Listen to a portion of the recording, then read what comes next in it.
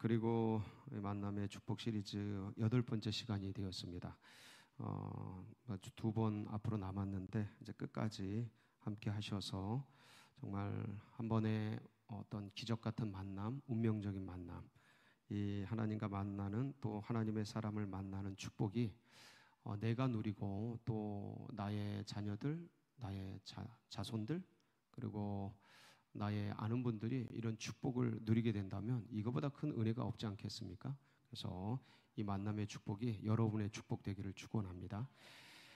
오늘 말씀은 이제 사르밧 과부가 엘리야를 만나는 그런 장면이 되겠습니다.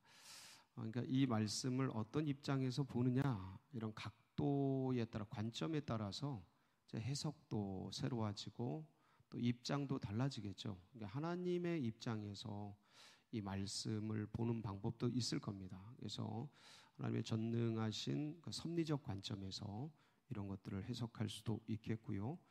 어떤 면에서 이제 엘리야의 입장에서 또 이 해석을 해도 이게 말씀이 또 다채롭지 않겠습니까? 엘리야는 어떤 마음으로 이런 일들을 했고 어떻게 했는지 그렇게 봐도 굉장히 말씀이 색다를 것 같습니다. 근데 오늘은 사르밧 과부, 누구를 만나다?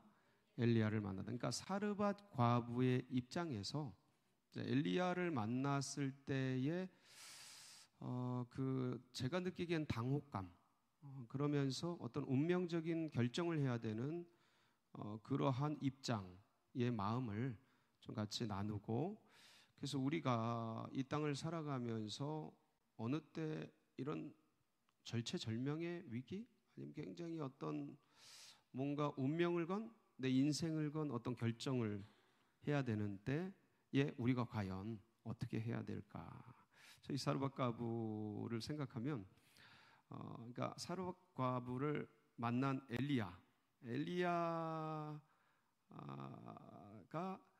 그 죽어가는 이 여인에게 뭐를 달라 그래요? 그 마지막 남아있는 그 음식이랄 수 있죠. 한 움큼 밀가루를 달라고, 그걸 빼뜨려 먹잖아요. 저는 이거 생각하면, 야, 이거 어떤 때는 이게 목회자가 또 이래야 되는구나, 그런 것도 좀 느끼는데, 이게 벼룩의 간을 빼먹지. 예? 그런 뭐라 그럴까, 이건 참 아직 제가 이 단계는, 엘리야 단계는 못 간 것 같아요.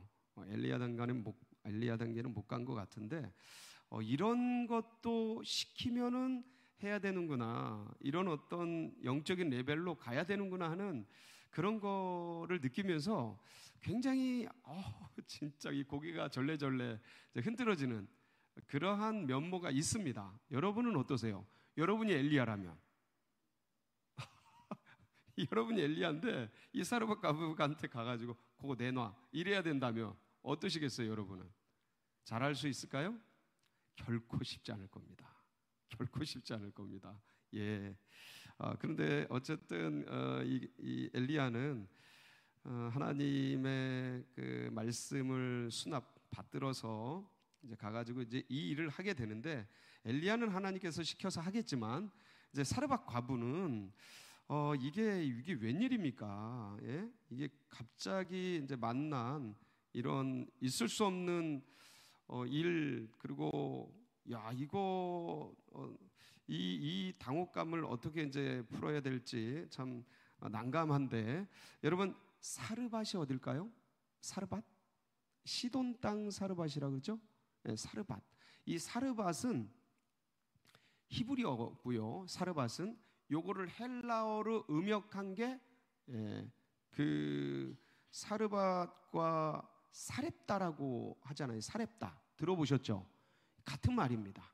그러니까 히브리어 사렙다를 헬라어로 음역한 게 사렙다예요. 그러니까 사르밧과 사렙다는 같은 지역이다. 좀 큰 지도를 보면은 거기에 이스라엘이고요.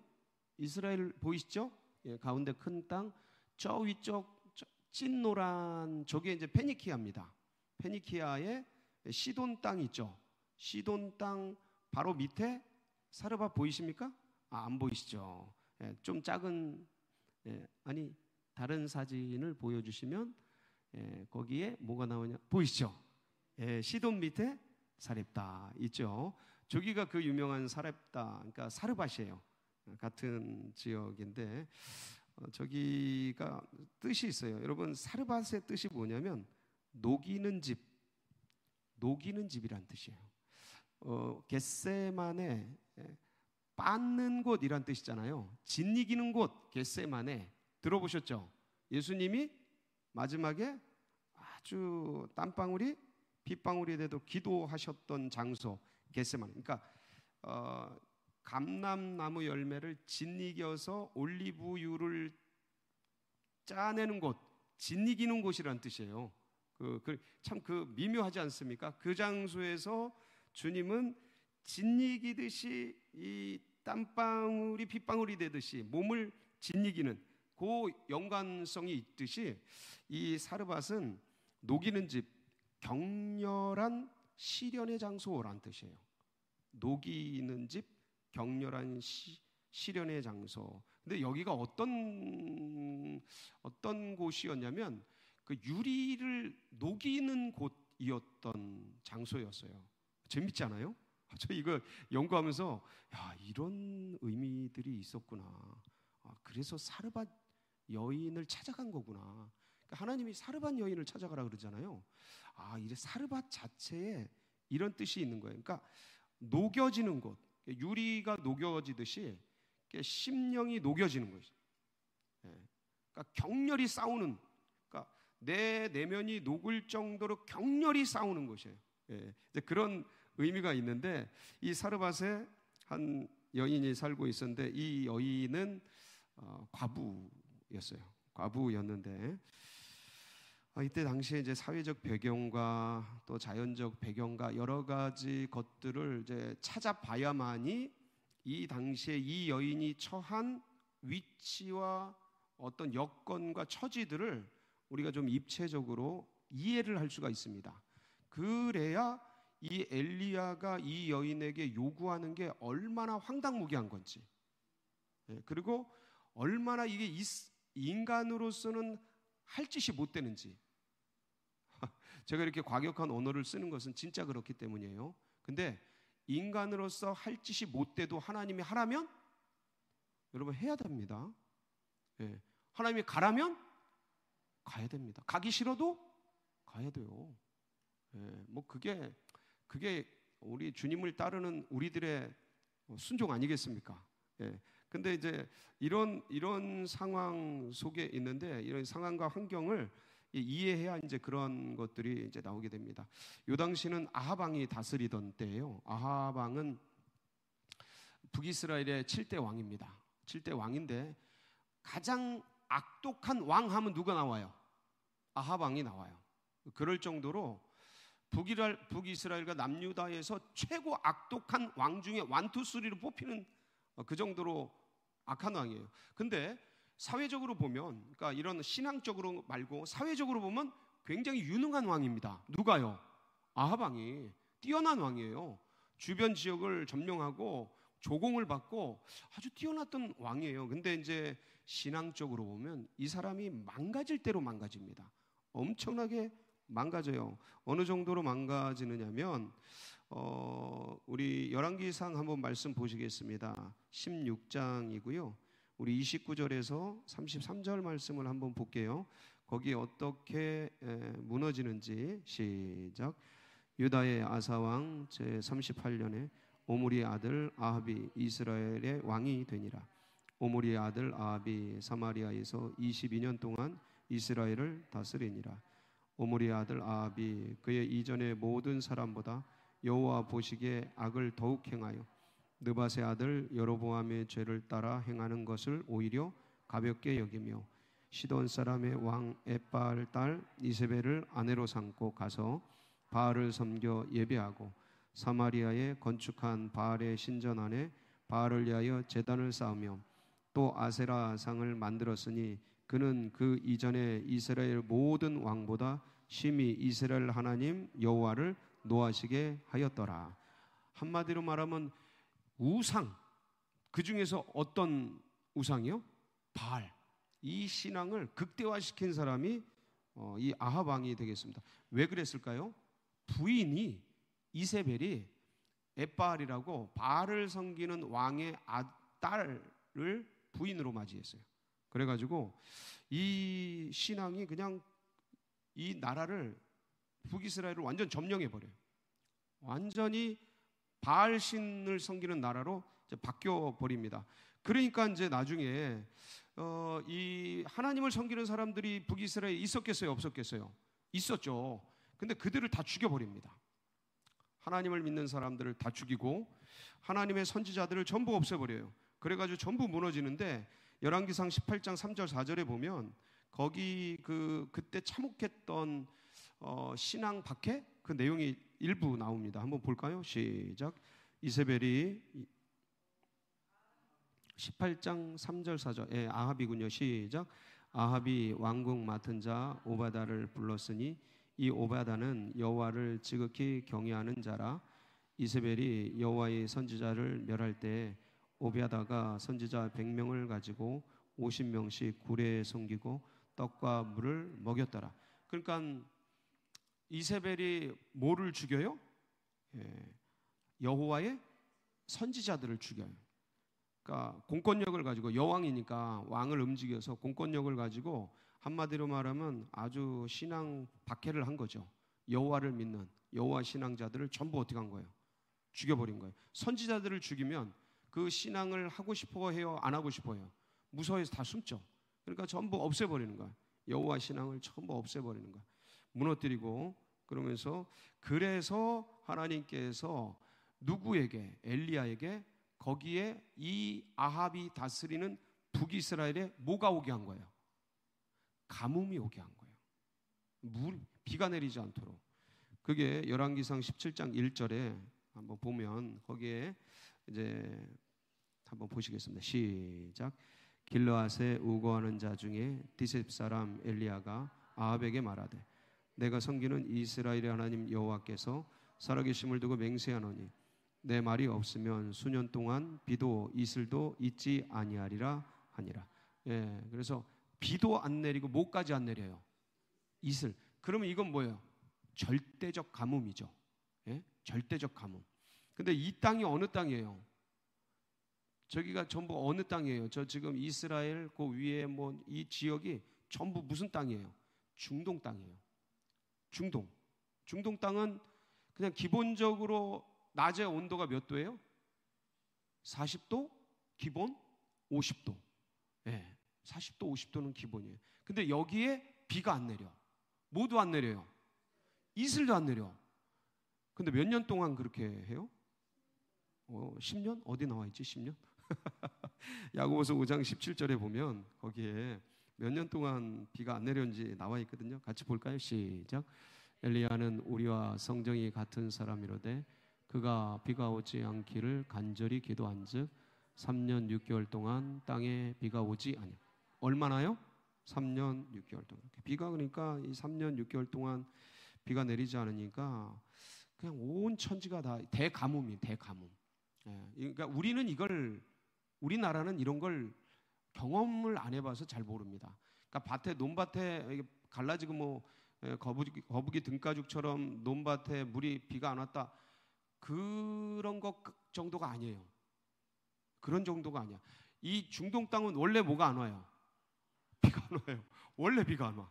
근데 와야 될 비마저 지금 안 오는 거예요. 모두 안 와요? 이슬도 안 와요. 그러니까 이거 완전히 다 죽어버리는 거예요. 다. 식물들 싹 죽어버려요. 그러면 식물을 먹는 누가 죽어나가요? 사람은 좀 이따 죽고 동물이 다 죽어요. 동물이 싹 죽어. 그러니까 이때 어느 정도로 심각했냐면 아합 왕이 왕궁에서 기르는 말이나 그 전쟁을 하려면 우마를 길러가지고 그것들을 타고 전쟁을 해야 될 거 아닙니까? 그들 짐승들마저도 먹일 게 없어서 왕이 직접 물을 찾아서 헤맬 정도가 되는 아주 극악한 상태가 돼요. 그게 열왕기상 18장 5절에서 6절 상황인데 한번 보실까요? 18장 5절 6절 시작. 아합이 오바다에게 이르되 이 땅의 모든 물 근원과 모든 내로 가자.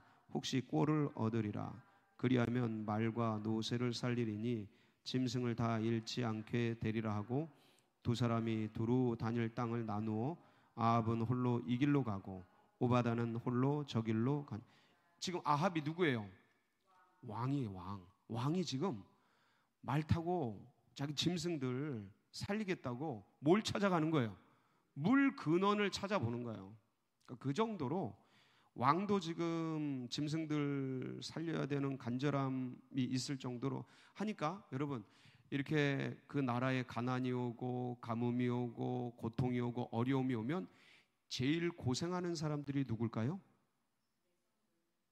백성들 중에서 가난한 사람들, 없는 사람들이 제일 고통당합니다. 여러분 구약에 제일 그 사회적으로 약자, 소외당하는 사람, 약자들 구약에서 대표적으로 누구예요? 대표적으로 항상 언급되는 세 종류, 고아와 과부와 나그네. 이렇게 세 종류. 거기 나오죠. 신명기 10장 17절 18절인데 한번 보겠습니다. 시작. 너희의 하나님 여호와는 신 가운데 신이시며 주 가운데 주시오 크고 능하시며 두려우신 하나님이시라. 사람을 외모로 보지 아니하시고 눈을 뻗지 아니하시고 고아와 과부를 위하여 정의를 행하시며 나그네를 사랑하여 그에게 떡과 옷을 주시니라. 자, 누구요? 고아와 과부와 나그네. 이 세 부류는 사회에 소외된 약자라고 아주 그냥 하나님이 직접 언급하셔서 이들을 살리기 위해서 밭에 귀퉁이에 밭에 논밭에 귀퉁이는 추수하지 말아라. 남겨둬라. 과수원의 그 과일들도 다 따지 말고 좀 남겨둬.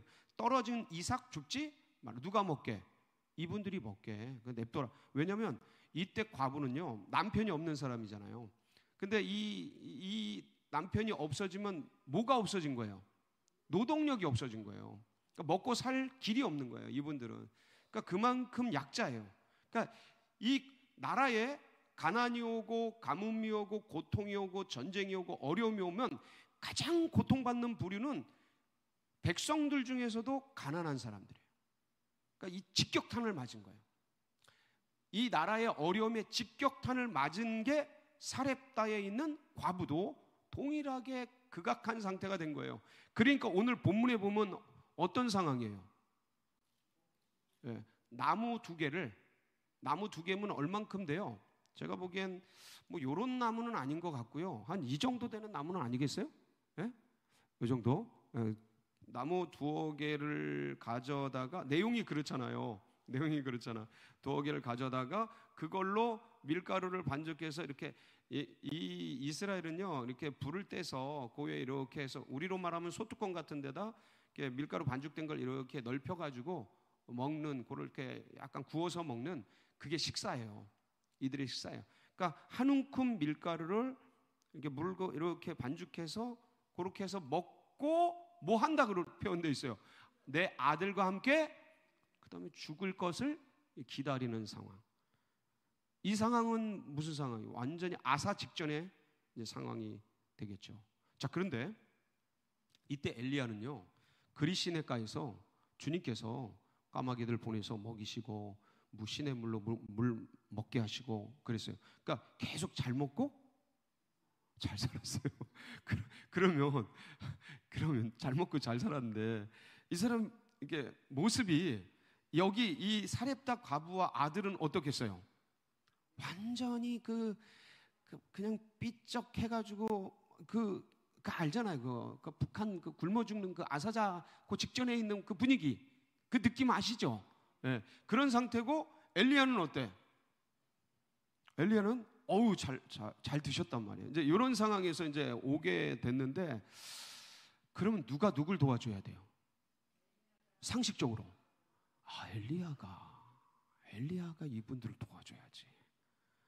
아니 그래도 더 삐까번쩍하고 그동안 암 굶고 잘 여기는 아무리 봐도 이게 제대로 먹지도 못하고 너무 힘들어. 그럼 이게 먹여야 되는데 그게 아니고 딱 오더니 딱 만났어요. 만나서 엘리야가 뭐라 해? 뭐라 그래요? 예? 뭐라 그래요? 자, 11절이죠. 10절 11절 볼게요. 시작. 그가 일어나 사르밧으로 가서 성문에 이를 때 한 과부가 그곳에서 나뭇가지를 줍는지라. 이에 불러 이르되 청하건대 그릇에 물을 조금 가져다가 내가 마시게 하라. 그가 가지러 갈 때 엘리야가 그를 불러 이르되 청하건대 내 손에 떡 한 조각을 내게로 가져와라. 뭐를 가져오래요? 첫 번째 뭘 가져오래? 물 가져와라. 지금 물이 어떤 상황이에요? 금보다 귀한 상황. 금보다 귀한 상황. 근데 뭐 가져오래? 물 가져오래. 이게 진짜 이 목사님이 철딱서니가 없는 건지, 이게 목사님으로 생각한다면 이 목사님이잖아요. 이 철딱서니가 없는 건지 지금 백성들은 지금 성도들은 지금 죽어가고 있는데 물 가져와라. 또 뭐 가져오래요? 떡 가져오라. 아주 그냥 아주 그냥 지금 그런 상황이에요. 자, 그런데 이 엘리야는 누가 시켰어요? 하나님 시켰어요. 하나님 시켰어. 그래서 가서 이 얘기를 하라는 거예요. 하나님이 주신 마음을 가지고 온 거예요. 자, 그런데 이때 사회 분위기는요, 여호와 신앙이 사라진 때예요. 여호와 신앙이 사라진, 굉장히 핍박이 그러니까 신앙적으로는 너무 강력하게 신앙 핍박이 있어가지고 다 숨어버리고 그리고 죽어버리고, 의로운 사람들은 다 죽어버렸어요. 이때 그 중국에서 막 핍박할 때 선교사들 다 쫓겨나고 신앙인들 다 잡혀 들어가고 막 그런 상황 똑같은 거죠. 공산당이 내려와서 예수 믿는 사람 다 죽여버리고 순교시켰잖아요. 그때 일제 핍박할 때 신도 참배 안 한다고 전부 잡아놓고 막 그러던 그거보다 더 센 거지. 여기는 다 죽이니까 엄청 다 숨어버리고 없어진 거예요. 그 엘리야가 딱 왔어요. 그럼 이 사람은 엘리야가 자, 물 가져와라, 떡 가져와라. 그러니까 제가 지금 이제 이거 먹고 죽으려고 그러는데 저 너무너무 지금 힘든 상황입니다. 근데 12절에 고백을 할 때 어떤 고백을 해요? 이 사르밧 여인이 12절에 보면 그가 이르되 당신의 하나님 여호와께서 살아계심을 두고 맹세하는, 하나님 여호와를 어떻게 살아계신 하나님으로 고백을 하죠. 이 여인이. 그러면서 지금 제가 아무것도 없습니다. 이것밖에 없습니다. 이것 먹고 아이하고 나는 굶을 수 있어. 누구는 먹여야 돼? 아이는 먹여야지. 지금 보니까 단수로 돼 있어요. 애가 몇이에요? 하나야. 아버지 죽고, 죽은 지 어떻게 된지 없어. 가보니까 죽었죠. 가보니까 죽은 거야. 죽고 그다음 혼자 남아. 여태까지 애지중지 키워왔는데 지금 뭐가 없어요? 양식이 없어. 물이 없어. 그래서 굶주려서 죽어가는 상황인데 나는 못 먹어도 누군 먹여야 돼? 애 먹여. 애는. 그러니까 이거 해서 나는 못 먹어도 누군 먹여야 돼? 애 먹여야죠. 거기다 주면 애기는 어떻게 해? 애는 어떡하냐고. 그러니까 이게 너무 힘든 상황이라 이거 먹고 애랑 죽을 길을 기다려야 되는 상황입니다 하고 이렇게 말을 했어요. 근데 엘리야가 이제 그런 얘기를 해요. 그 떡 만들어 와라. 나를 먼저 줘라. 자, 그 다음에 뭔 말을 해요? 14절 시작. 이스라엘의 하나님 여호와의 말씀이 나 여호와가 비를 지면에 내리는 날까지 그 통에 가루가 떨어지지 아니하고 그 병의 기름이 없어지지 아니하리라 하셨느니라. 자, 이 말씀을 엘리야를 만난 사르밧 과부가 들었어요. 여기서 결정해야 돼. 어떤 결정을 해야 돼요? 자기의 전 재산, 전 존재, 전부를 걸고, 여기에는 뭐까지 걸렸어요? 자기 목숨까지 걸렸고, 누구 목숨까지 있어요? 아들의 목숨까지 있어요. 전부를 걸고 고민을 해야 되는 거야. 아니, 지금 처음 만난 이 사람하고 내가 왜 이런 고민을 해요? 근데 이게 고민이 돼요.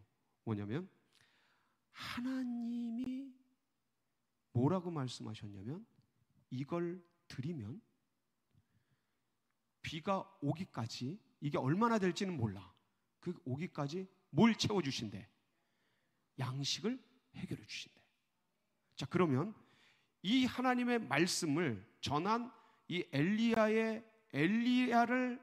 지금 만난 이 사람을 내가 믿을 수 있는 뭐가 있어야 돼요? 믿음이 있어야 돼요. 네. 그러니까 그럼 선택을 해야 돼요. 믿을지 말지. 그리고 이 사람이 그렇다 치고 이 사람이 믿는 하나님 여호와에 대한 이 사르밧과부에 뭐가 있어야 돼요? 왜냐하면 하나님께서 말씀하셨다니까. 이 사람은 한마디로 말하면 하나님의 말씀을 전달하는 전달자잖아요. 그럼 이 여인에게 뭐가 있어야 돼요? 하나님께 대한 믿음과 신뢰가 있어야죠. 그렇잖아요? 이거 없이는 절대로 이 외간 남자가 말한 걸 못 믿죠. 그러니까 이분이 하나님에 대한 말씀을 하잖아. 하나님께서 이걸 이렇게 말씀하셨다. 네가 이걸 먼저 바치면 하나님께서 비가 오는 그날까지 양식이 떨어지지 않도록 책임져 주신다 그랬다 하는 말씀을 주시잖아요. 그럼 사르밧과부는 여기서 짧은 시간이지만 뭘 해야 돼요? 결정해야죠. 어떤 결정, 어떤 선택? 할 거냐 말 거냐, 순종할 거냐 아니면 내가 생각한 대로 내 길을 갈 거냐. 그럼 여러분 같으면 어떤 선택하겠어요? 지금 나 가난해 진짜. 그러니까 막말로 말하면 우리에게 있을 법한, 힘들어 죽겠고 어려워 죽겠는데, 예? 괴로워 죽겠는데 하나님께서 그거 하래. 나도 힘들어 죽겠는데 하나님이 갑자기 그거 하래. 그거 하면 나 죽게 생겼는데. 지금 그 상황에 이게, 그러니까 이 여인이 얼마나 고민이 되겠어요. 아니 이게 고민이 안 돼요? 저는 전에 부천 그 개척교회 다닐 때 그 개척교회가 뭐 있어? 근데 건축한대. 건축이 아니고 그 건축된 걸 산대. 분양받아서 산대는데 그걸 막 얘기하는데 그러니까 작정하고 막 그러는데 막 드리고 막 그랬는데 우리들은 그때 빚지고 있었어요. 개척교회 다니는데 우리들도 빚지고 있었어. 근데 그 개척교회에서 이제 나가야 될 입장인데 이제 나가는데 어디로 나가느냐, 그냥 또 월세를 넣느냐 막 그러다가 우리 이왕 이렇게 된 거 분양받아 사자. 그래가지고 그 상가 건물을 사자 하는 그런 얘기들이 나왔는데 그것도 이제 그런 말들이 나올 때 야, 이 개척교회에서 아무것도 없는데 뭘 산다 그러지? 그런 얘기들 생각도 들고 저런 생각도 들고 어쨌든 사자고 결정이 돼가지고 어떻게 할까 막 같이 논의하는데 그러다가 이런저런 마음들이 나오는데 제 마음속에 갑자기 하여간 그때 돈으로 큰 금액을 하고 싶은 마음이 빡 드는 거예요. 근데 우리 그때 빚지고 있었거든. 그럼 그거 해야 돼요, 말아야 돼요? 빚 갚기도 힘든데 뭘 해요? 하기는 하면 돼요, 안 돼요? 하긴 뭐가 되기는. 근데 이게 참 신기한 게 그러니까 있는 사람한테 하면 좋은데 꼭 없는 사람한테 이런 마음 주시더라고. 예? 참 신기하게. 그래가지고 그때 그걸 순종을 했겠어요, 안 했겠어요? 어떻게 하셨어요? 전에 얘기했나? 그래가지고 그거를 대출 받아가지고 했어요. 대출 받아가지고 했어. 그리고 교회에다는 나중에 대출 그거 저희가 하겠다 그러고 헌금을 한 거죠. 헌금을 했는데 그때도 우리는 이 정도는 아니었어요. 아무리 그래도 이 정도는 아니었어요. 그러니까 어떤 그런 작은 것 하나 하는 것도 쉬워요, 어려워요? 여러분 입장 대봐요. 그게 쉽나? 진짜 어려워요. 쉬운 게 아니야. 근데 지금 이 사르밧 과부는 자기 전 존재를 걸고 자기 새끼를 걸고 자기 전체를 걸어야 돼. 이게 돈 몇 푼이 아니야. 돈 3천만 원, 5천만 원 이런 문제가 아니야. 목숨을 걸어야 되는 문제야. 그러면 이 고민 속에서 제가 보니까 이 사르밧 과부를 하나님께서 엘리야를 사르밧 과부에게 보내신 이유가 있어. 왜요? 사르밧 과부는 뭐가 있어요? 가슴에 살아계신 하나님에 대한 신앙이 있어요. 하나님도 보낼 만한 사람에게 보내. 그렇지 않아요? 아무에게나 안 보내. 아무에게나 이 말 하게 하지 않아요. 하나님도 다 놀랍게 섭리하시는데. 그러니까 이 여인에게 이런 딱 도전을 하는데 이 여인이 거기서 결정을 합니다. 어떤 결정을 했을까요? 참 기가 막힙니다. 예, 저는 이 말 볼 때마다 15절 시작. 그가 가서 엘리야의 말대로 자, 여기까지. 그가 가서 누구의 말대로 하였더니 그걸 가서 구워가지고 엘리야를 갖다 준 거예요.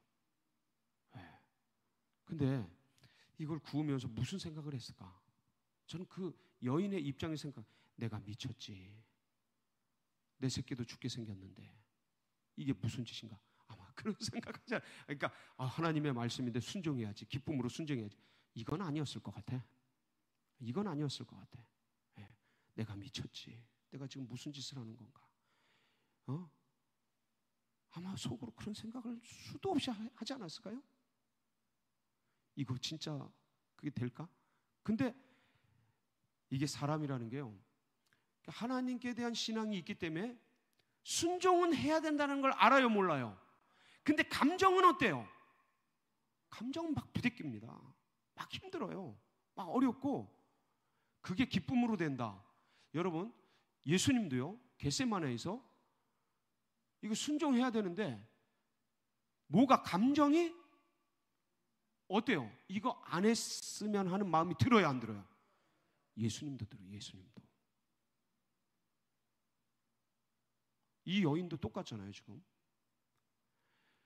순종은 해야 되는데 감정 속에서 폭풍이 일어나는 거예요. 근데 감정 따라가요? 말씀 따라가요? 이게 이 여인의 가장 위대한 승리예요.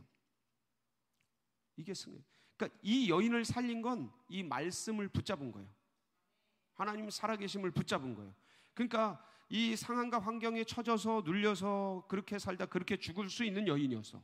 그렇죠? 고백했잖아요. 이거 먹고 죽을 날 기다린다고. 신앙이 있는 여인이에요? 없는 여인이에요? 있는 여인이잖아요. 그런데도 사회 환경 속에서 그냥 눌려서 그렇게 살다 그렇게 죽을 수 있다 없다? 있는 거예요. 근데 하나님의 말씀을 마지막에 붙잡았더니 하나님의 사람을 만나서 뭘 본 거예요? 하나님의 위대한 영광을 보잖아요. 여러분, 이런 만남이 여러분에게 있길 바랍니다. 그러니까 이렇게 살아도 돼. 그냥 사회적으로 그냥 여건 처지 속에서 그냥 이렇게 저렇게 살아가도 할 말이 없어. 이렇게 살아도 누가 말할 것도 없고 내가 그렇게 살아가는데 뭐 어쩌라고. 이렇게 살든 저렇게 살든 누가 어째. 근데 하나님의 말씀을 붙잡았더니, 하나님의 사람을 만나서 하나님의 말씀을 선택했더니, 그걸 붙잡았더니 뭘 봐요? 하나님의 영광을 보죠. 거기 뒤에 뭐라고 되어 있어요? 16절에 그가 15절 그가 가서 엘리야의 말대로 하였더니 그와 엘리야와 그의 식구가 여러 날 먹었으나. 자, 보세요. 분명히 이 여인은 자식 몇 명 있었어요? 아들 하나 있었죠. 근데 그 언어가 한번 자세히 보세요. 그와 엘리야와 그의 식구. 이 식구라는 단어가 바이트라는 히브리어예요. 바이트라는 히브리어인데 이 단어가 어떤 의미냐면 집, 가족, 식구란 뜻이 있고요. 족속, 친척, 권속, 마을 사람들이란 뜻이 있어요. 그러니까 마을 사람들은 그 당시에 전부 시족이잖아요. 거의 대부분 시족 사회잖아요. 이게 2900년 전, 2800년 전이거든요. 그러니까 시족, 부족, 뭐 그런 친인척, 뭐 집성촌 이런 분위기예요. 그러니까 이 여인이 순종함으로 말미암아 그와 엘리야와 그의 아들과 친인척들 전부가 다 먹고 어떻게 한 거예요? 산 거예요. 누구 순종 덕분에? 이 여인의 순종 덕분에. 누굴 만나서?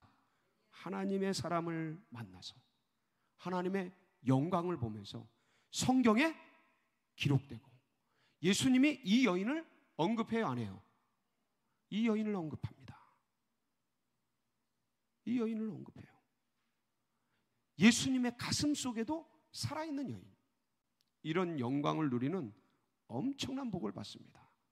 사랑하는 성도 여러분, 마지막 위기의 순간, 절체절명의 순간 뭘 붙잡아야 합니까? 하나님의 말씀, 하나님의 사람, 하나님의 말씀을 붙들고 끝까지 승리하는 우리 귀한 성도님들 되시길 주의 이름으로 축복합니다. 같이 기도하시겠습니다. 합심해서 기도하실 때 하나님 감사합니다. 하나님, 오늘도 주의 말씀 붙들고 끝까지 나아가게 하여 주. 상황, 환경, 여건, 처지가 아니라 하나님, 그런 어려움이 아니라, 그런 걸 보는 것이 아니라 하나님의 말씀, 우리 구주 예수 그리스도 하나님의 놀라운 영광을 바라보며 이 길을 걸어가도록 기름 부어 주시옵소서. 우리 주여 부르짖고 기도하며 나갑니다. 부르짖습니다. 주여, 주여, 주여.